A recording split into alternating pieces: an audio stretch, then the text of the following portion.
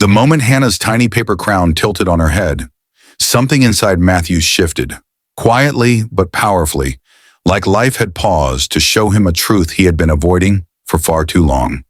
He had expected an ordinary birthday in the summer heat of Ohio. Balloons tied to a picnic table, a small cake covered in rainbow sprinkles, neighbors arriving with wrapped gifts. But the real story began when Hannah, in her watercolor-colored dress, walked past the decorations and straight toward a homeless woman sitting alone at the edge of the park. Ruth's coat was worn at the elbows, her posture tired, her eyes carrying winters Matthew couldn't imagine.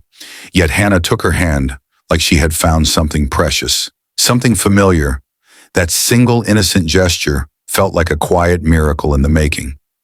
If you believe in kindness, in second chances, and in the goodness of people, please like, comment, share, and subscribe. It helps spread stories that remind us of who we can be.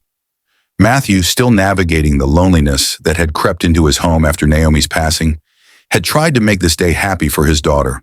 Between warehouse shifts, overtime hours, and the constant ache of missing his wife, joy had become something he had to schedule. Like a chore on a list, he had bought inexpensive balloons, a plain grocery store cake, and gifts that stretched his budget more than he'd admit. Everything he prepared felt fragile. But watching Hannah pull Ruth toward the party, her small hand wrapped around the woman's trembling fingers, Matthew realized something unexpected. Hannah's heart carried a strength he had lost somewhere along the way. Ruth had been sitting quietly under a tree, far enough not to bother anyone, but close enough to smell the sugary frosting in the air. She hadn't expected to be noticed. Hannah ran up to her anyway, offering a cupcake as if it were a treasure. Ruth blinked, startled, then accepted it with a shy smile that softened her whole face.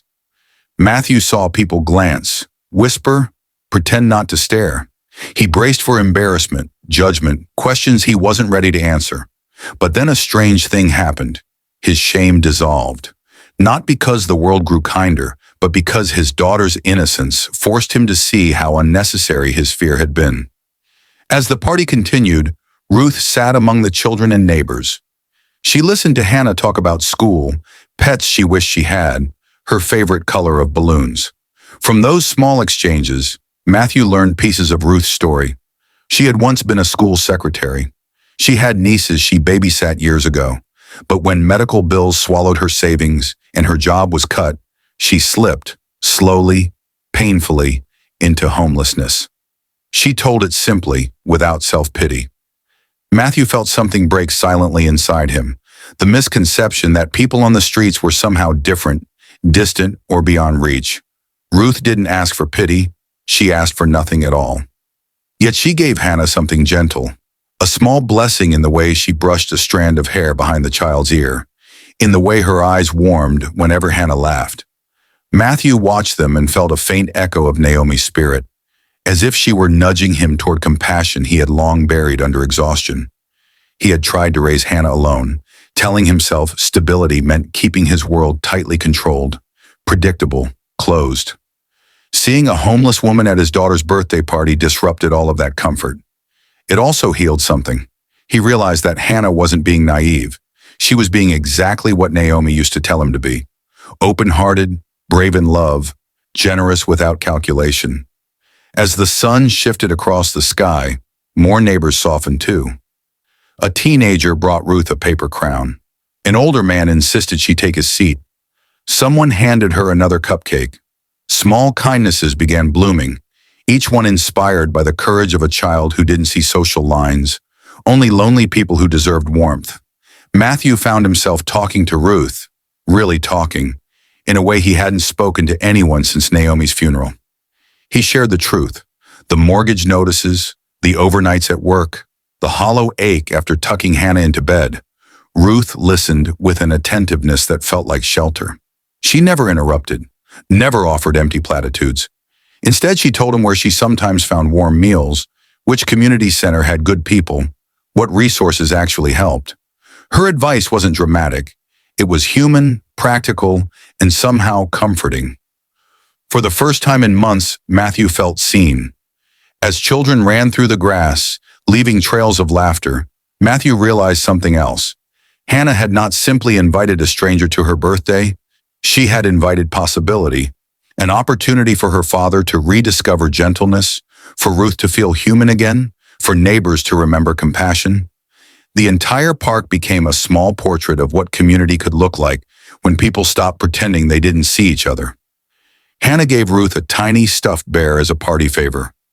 Ruth held it like a fragile memory. Matthew felt pride rise inside him. Not the pride of providing the perfect party, but the pride of raising a child whose heart could move mountains with a single gesture. In the days after the birthday, small ripples of change continued. A neighbor connected Ruth to a temporary job cleaning at the community center. Another shared information about a shelter with long-term programs. Matthew found himself offering rides when he could.